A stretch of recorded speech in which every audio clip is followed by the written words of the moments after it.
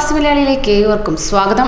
ലോകത്തെ ഏറെ ഞെട്ടിച്ചുകൊണ്ടുള്ള വാർത്തയാണ് ഡിസംബറിൽ ചൈനയിൽ നിന്നും പുറത്തേക്ക് വന്നത്. ചൈനയുടെ വുഹാനിൽ നിന്നും പൊട്ടിപ്പുറപ്പെട്ട കൊറോണയെ ലോകം മുഴുവനും ഭീതിയോടെയാണ് കണ്ടിരുന്നത്. ഇതിനോടൊപ്പം തന്നെ 2000-ലേറെ പേർ മരണപ്പെടുകയുണ്ടായി. 17,000-ൽ പരം പേർക്ക് രോഗബാധ സ്ഥിരീകരിക്കുകയും ചെയ്തിരുന്നു. എന്നാൽ കൊറോണ ബാധിതമായ ചൈനയിലെ വുഹാൻ പ്രവിശ്യയിലേക്ക് ഇന്ത്യ അയച്ച വ്യോമസേനയുടെ ഭീമൻ ചരക്ക് വിമാനത്തിന്റെ മടക്കം ചൈന മനഃപൂർവ്വം വൈകിപ്പിക്കുന്നതായി റിപ്പോർട്ടുകളാണ് ഇപ്പോൾ പുറത്തേക്ക് വരുന്നത്. ചൈനയിലേക്ക് രോഗവ്യാപനം തടയുന്നതിനുള്ള ഉപകരണങ്ങളുമായി അയച്ച വിമാനം തിരികെ വുഹാനിൽ നിന്നും ഇന്ത്യൻ പൗരന്മാരെ കൊണ്ടുവരാൻ ലക്ഷ്യമിട്ടിരുന്നു. ചൈനീസ് അധികൃതരുമായി ഇത് സംബന്ധിച്ച് ആശയവിനിമയം നടത്തിയ ശേഷമാണ് വ്യോമസേനയുടെ വലിയ ചരക്ക് വിമാനമായ C-70 അയച്ചത് തന്നെ. ഏത് കാലാവസ്ഥയിലും അടിയന്തര സേവനം നടത്തുവാൻ പര്യാപ്തമാണ് ഈ വിമാനം.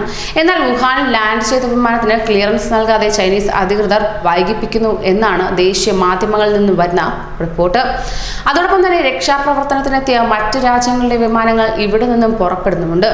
ഫ്രാൻസ് ഉൾപ്പെടെയുള്ള രാജ്യങ്ങളുടെ രക്ഷാ വസ്തുക്കളുമായി എത്തിയ വിമാനങ്ങൾക്ക് ക്ലിയറൻസ് ലഭിച്ചിട്ടുമുണ്ട്.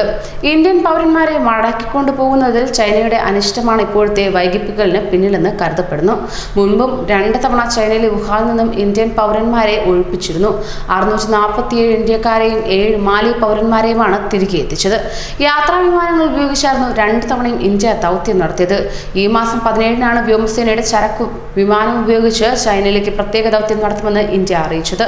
ചൈനയ്ക്ക് പിന്തുണ അറിയിച്ച് ഇന്ത്യൻ പ്രധാനമന്ത്രി കത്തയക്കുകയും ചെയ്തിരുന്നു. എന്നാൽ ചൈന വിമാനത്തിലെ മടക്കിവരവ് വൈകിപ്പിക്കുന്നതിൽ തികച്ചും ആശങ്ക പ്രകടിപ്പിച്ചിരിക്കുകയാണ് ഇന്ത്യ. കൂടുതൽ പ്രവാസി വാർത്തകൾക്കായി ഈ ചാനൽ സബ്സ്ക്രൈബ് ചെയ്യൂ.